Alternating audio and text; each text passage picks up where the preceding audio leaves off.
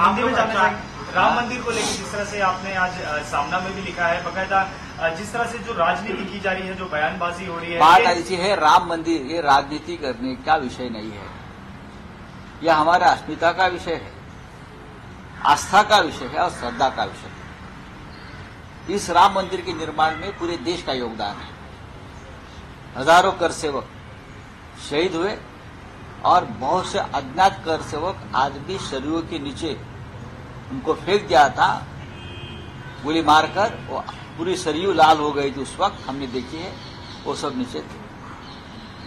लेकिन कुछ लोग हैं जिनका भारत 2014 के बाद बना है, उनको इतिहास मालूम नहीं।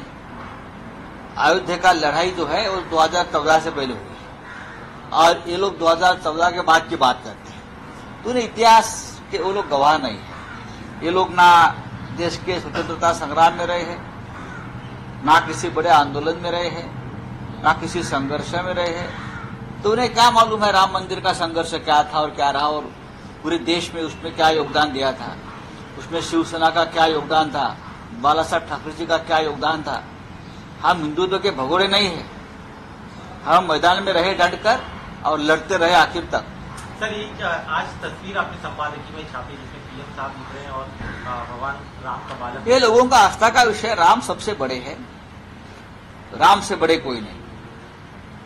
लेकिन भारतीय जनता पार्टी जो अपना इतिहास 2014 के बाद देश का इतिहास बताते हैं, वो अपने आप को प्रभु श्री राम से बड़े मानते होंगे, तो ये कोई हिंदुत्व की नई व्याख्या अगर बनाई होगी तो हमें मंजूर नहीं है, देश को मंजूर नहीं है। इनके बीजेपी के केंद्रीय मंत्री भी बकायदा कह रहे हैं कि उद्धव जी को राम मंदिर नहीं जाना चाहिए, इस तरह के स्टेटमेंट दे रहे हैं। क्या लगता है आपको? राम मंदिर का किसी के बाप का है क्या?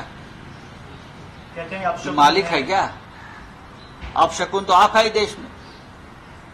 देखिए जम्मू कश्मीर में क्या हो रहा है, मणिपुर में क्या हो रहा है। ईवीएम है इसलिए आप है, जनता आपके साथ नहीं है। सर, महाजन म्हणतात की व्हीव्हीआयपी आमंत्रित बोला काय? महाजन म्हणतात, कोण महाजन? मला फक्त प्रमोद महाजन माहिती आहे. गिरीश महाजन असं मला फक्त प्रमोद महाजन माहिती आहेत, जे शिवसेना भाजपा युतीसाठी शेवटपर्यंत त्यांचं योगदान होतं.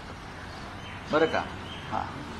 एक चित्र देखील व्हायरल होते की नरेंद्र मोदी हे रामाचा हात पकडून घेऊन जात आहेत. मग हे हिंदुत्ववाद्यांना मान्य आहे का? हे आरएसएसला मान्य आहे का? हे विश्व हिंदू परिषदेला मान्य आहे का? हे त्यांनी सांगावं ना. रामापेक्षा कोणी मोठं झालंय का या देशामध्ये? हा, कोणी नवीन ब्रह्मदेव जन्माला आलाय का? जन्माला घातलाय का?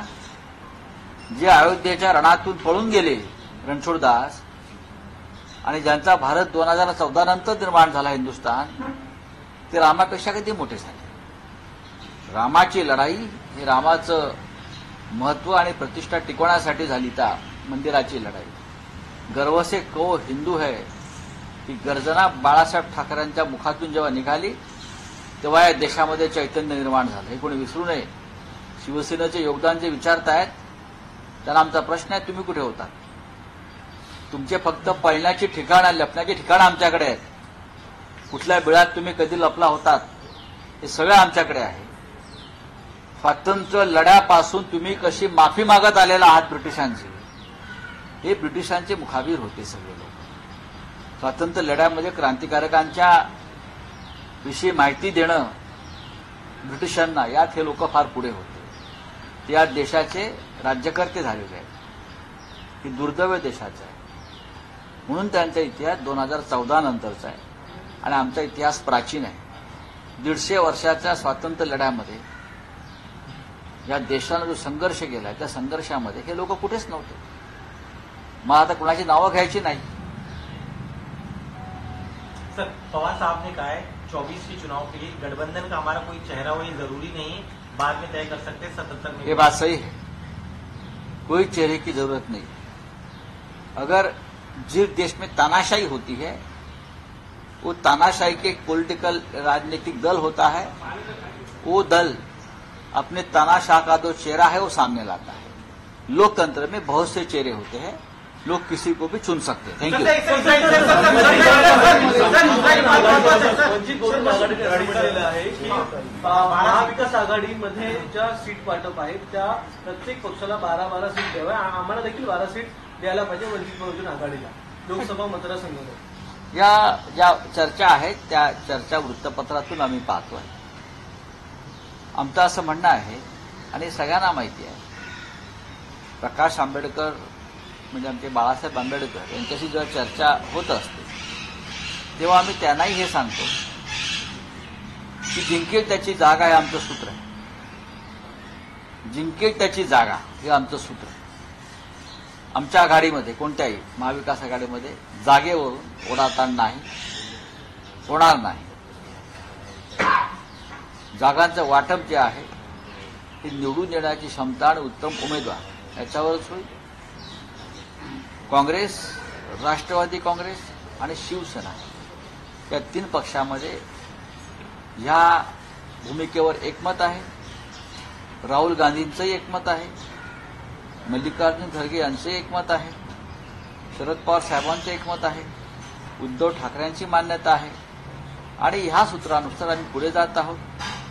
वंचित बहुजन आघाडी यांना नरेंद्र मोदी यांच्या हुकुमशाहीविरुद्ध लढायचं आहे. नरेंद्र मोदी हे परत सत्तेत आले तर या देशाला हुकुमशाहीच्या खाली ढकलत जाईल आणि विरोधी पक्षाला तिहारमध्ये बसावं लागेल जाऊन कायमचं. ही प्रकाश आंबेडकर यांची भूमिका ही देशासाठी एक फार मोठा मंत्र आहे. डॉक्टर बाबासाहेब आंबेडकरांचे ते नातू आहेत. त्याच्यामुळे मला असं वाटतं या संविधानाचं महत्व सगळ्यात जास्त त्यांना माहिती आहे, संविधान वाचवण्याचं. सर, कांग्रेस के बाहर धमाका हुआ है, कितनी चिंता का विषय है? चिंता तो देश के गृहमंत्री ने करनी चाहिए ना, जो आज भी चुनाव में व्यस्त है. देश तो चिंता करेगा ही, लेकिन संसद में कोई घुस जाता है, इसके ऊपर जवाब नहीं आता है. विदेशी काउंसलेट के सामने इस प्रकार से धमाका होता है, उसका ऊपर कोई बात नहीं होती है. पुंछ में हमारे जवानों के काफिले के ऊपर हमला होता है, उसके ऊपर कोई बात नहीं होती है. छत्तीसगढ़ में एक उद्योगपति के लिए जंगल काटे जाते हैं, आदिवासियों के सीने पर बंदूकें तान कर जंगल काटे जाते हैं सरकार बदलने के बाद, उसके ऊपर सरकार कोई बात नहीं करती. तो ये सरकार बात किसके ऊपर करेगी, क्यों करेगी? अब राम मंदिर का निर्माण हो रहा है, होने दो, हम स्वागत करेंगे राम मंदिर का, लेकिन ये भी प्रश्न इस देश में है.